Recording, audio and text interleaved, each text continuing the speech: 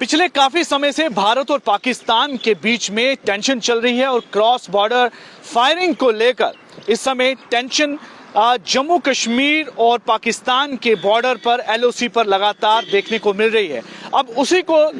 चलते हुए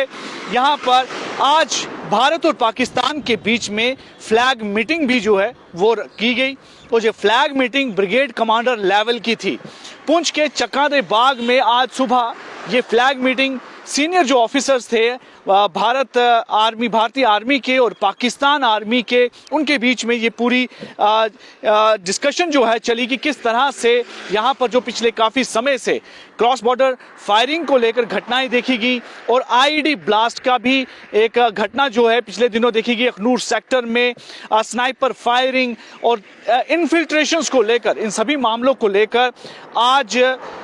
भारत और पाकिस्तान के आर्मी ऑफिसर्स के बीच में फ्लैग मीटिंग थी चक्का दे बाग में। ये मीटिंग सुबह 11 बजे चली, तकरीबन 75 मिनट तक ये सारी मीटिंग वहां पर की गई, जिसमें कई तरह के मुद्दे जो हैं वो रखे गए, क्योंकि पाकिस्तान पिछले काफ़ी समय से लगातार भारत में जिस तरह से शांति बनी हुई है उसको खराब करने की, उसमें अशांति फैलाने की, विशिएट करने की कोशिश कर रहा है और उसी के चलते हुए बहुत सारी घटनाएं पिछले कुछ देर से देखी गई हैं। पिछले महीनों ये सारी घटनाएं वहां पर आई जब बहुत सारे यहाँ पर क्रॉस फायरिंग की घटना के बीच में भारत के कुछ जवान जो हैं वो शहीद भी हुए। अभी रिसेंटली इसी महीने की 5 तारीख को अखनूर सेक्टर में एक आईडी ब्लास्ट हुआ लाइन ऑफ कंट्रोल पर और 2 जवान यहाँ पर शहीद हुए, जिसमें कि एक कैप्टन भी शामिल था भारतीय आर्मी का। और उसी इन्हीं सभी बातों को लेकर इस पूरी मीटिंग में जो है इसकी डिस्कशंस हुई और जो एग्रीमेंट चल रहा था जो कि 2021 में रिन्यू किया गया, शांति का सीज फायर का जो एग्रीमेंट था उसको रिन्यू किया गया था, उसी को आगे कंटिन्यू करने की भी बात यहाँ पर रखी गई। हालांकि पूरी मीटिंग जो है एक बड़े ही कॉर्डियल एटमॉस्फेयर में हुई, लेकिन सारे मुद्दे जो हैं भारतीय आर्मी, भारतीय सेना के जो सीनियर ऑफिशियल्स हैं उन्होंने अपने इस डिस्कशन में रखे कि पाकिस्तान की तरफ से लगातार फायरिंग की घटनाएं हो रही हैं और जो टेररिज्म है और टेररिस्ट हैं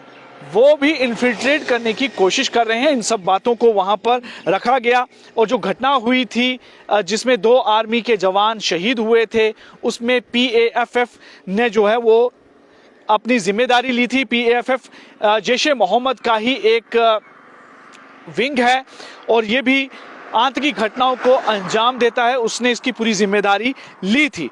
और जिस तरह से बैक टू बैक उसके बाद लेफ्टिनेंट गवर्नर ने मीटिंग की थी सिक्योरिटी को लेकर और कड़ी जो है आदेश दिए थे आर्मी को कि वो यहाँ पर टेररिज्म को ख़त्म करने के लिए और ख़ास करके जिस तरह की भी इन्फिल्ट्रेशन की कोई घटना अगर होती है उस पर पूरी तरह से रिटेलिएट करने के लिए भी उनको कहा। हालांकि भारतीय आर्मी ने जितने भी कई बार जो इन्फिल्ट्रेशन की कोशिश होती है या लाइन ऑफ कंट्रोल पर फायरिंग की जाती है उसका भी कड़ा जवाब दिया। लेकिन इस बीच में आज जो फ्लैग मीटिंग थी वो कई मायनों में बहुत ज़रूरी थी, ताकि पाकिस्तान जो है वो लगातार जिस तरह से जम्मू कश्मीर के इलाके में अशांति फैलाने की कोशिश करता है, यहाँ पर आतंकवाद को बढ़ावा देता है, आज उसी को लेकर